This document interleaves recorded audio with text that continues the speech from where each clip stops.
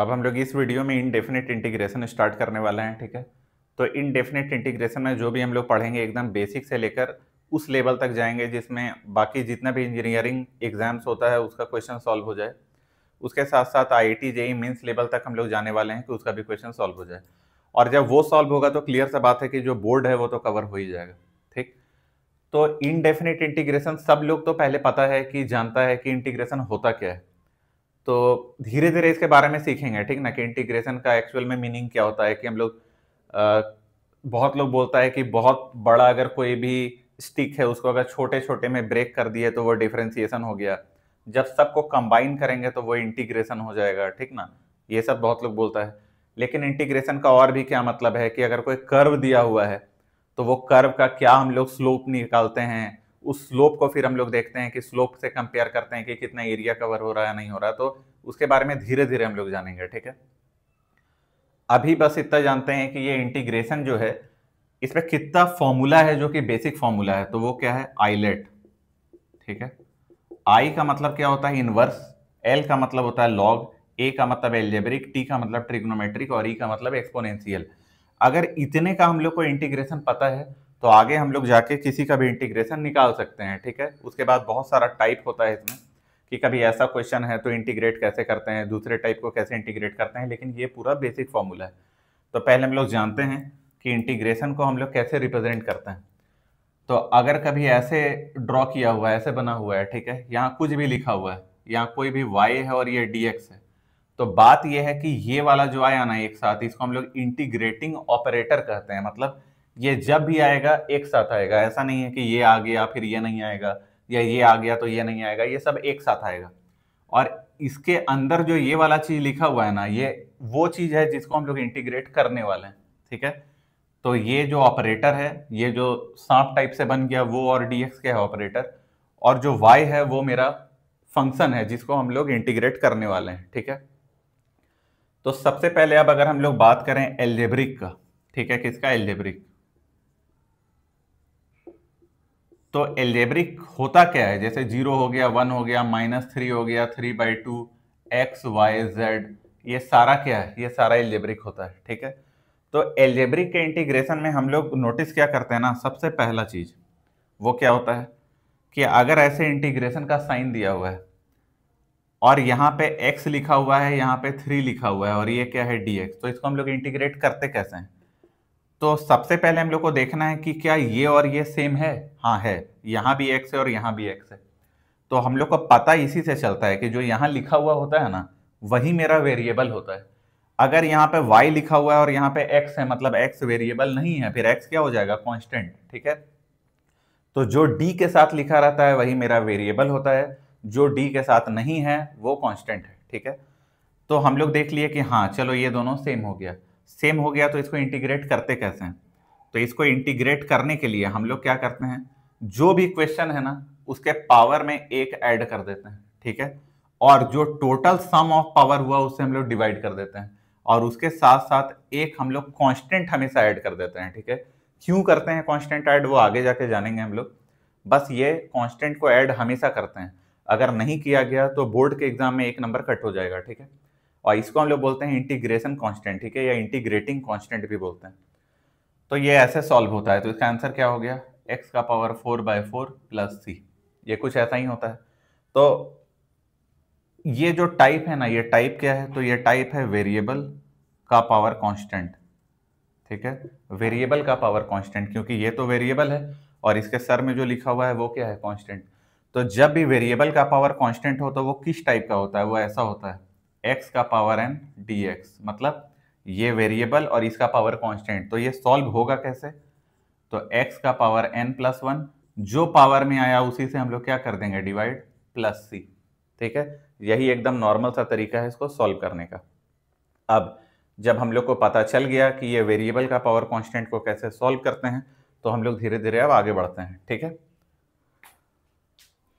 तो अब अगर कोई भी ऐसा क्वेश्चन आया, ठीक है, कोई भी ऐसा क्वेश्चन आ गया, अगर यहाँ पे सेकंड अगर हम लोग ऐसे देख लें कि x का पावर यहाँ पे है 3/2 और ये है dx, तो ये x वेरिएबल है, यहाँ x वेरिएबल है। तो क्लियर बात है कि फिर क्या है, वेरिएबल का पावर कांस्टेंट, तो उसको करने का तरीका क्या है, एकदम सेम है।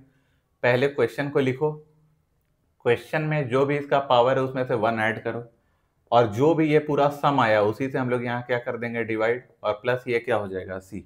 ठीक है, अब थोड़ा हम लोग ये देख लेते हैं कि ये डिफरेंशिएशन का उल्टा कैसे है।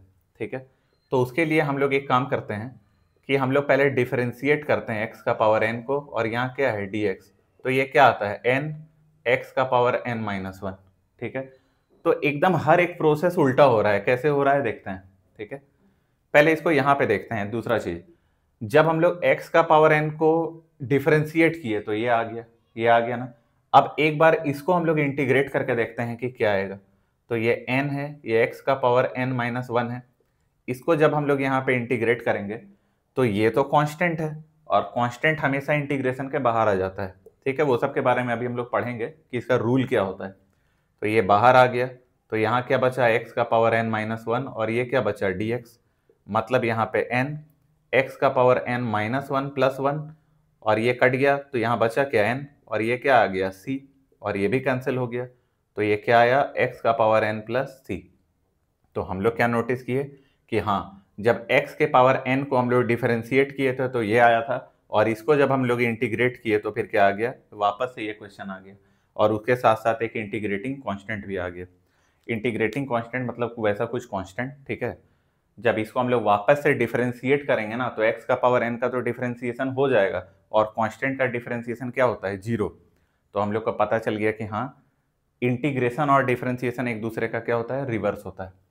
अब कुछ बेसिक हम लोग इसका रूल जान लेते हैं। ठीक है, इंटीग्रेशन का थोड़ा छोटा सा बेसिक रूल जान लेते हैं।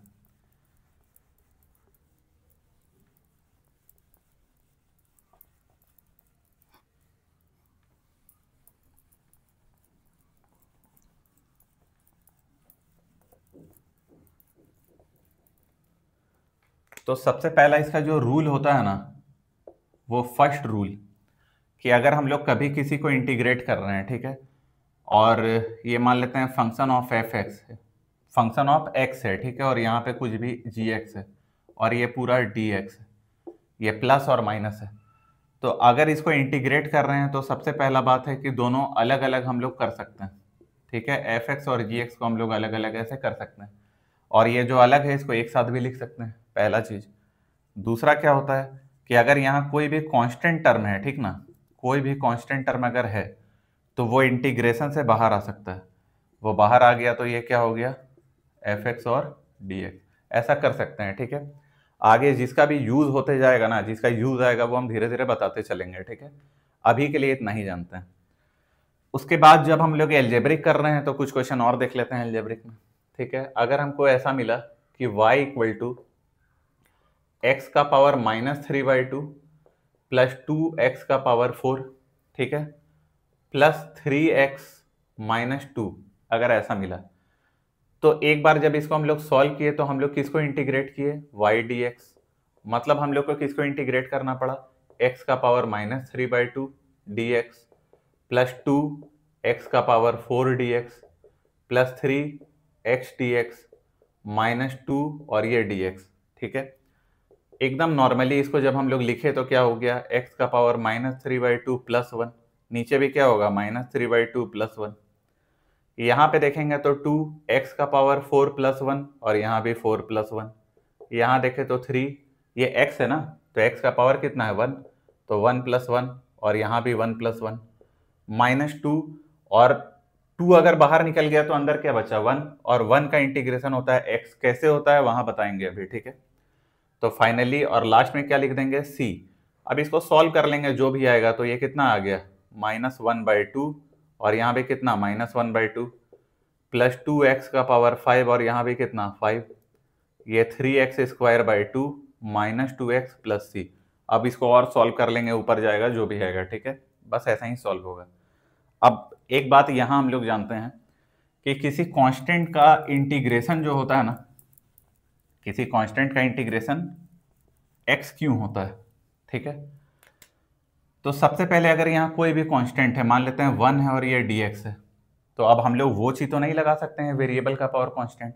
अब यहाँ वेरिएबल x है, तो हम लोग ऐसा क्या करें कि बगल में भी x आ जाए, तो हम लोग लिख देते हैं x का पावर 0, और किसी का भी पावर 0 क्या होता है 1, बस कंडीशन ये है कि ये खुद जीरो ना हो, क्योंकि जीरो का पावर जीरो अनडिफाइन हो जाता है, ठीक है।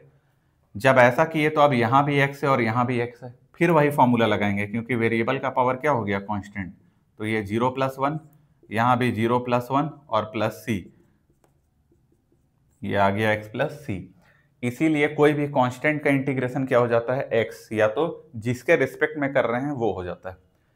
तो ये सबसे बेसिक था, एल्जेब्रिक, ये सबको आता होगा, ठीक ना। तो इसके बारे में बहुत ज़्यादा इलेबोरेट नहीं करेंगे, आगे जाके जब क्वेश्चन सॉल्व करना होगा तब हम लोग देखेंगे। इसके बाद के वीडियो में हम लोग ट्रिग्नोमेट्रिक, लॉगरिदम, ये सब एक साथ देखने वाले हैं, ठीक है। तो अभी के लिए इतना ही, नेक्स्ट वीडियो में इसे आगे पढ़ेंगे। Thank you.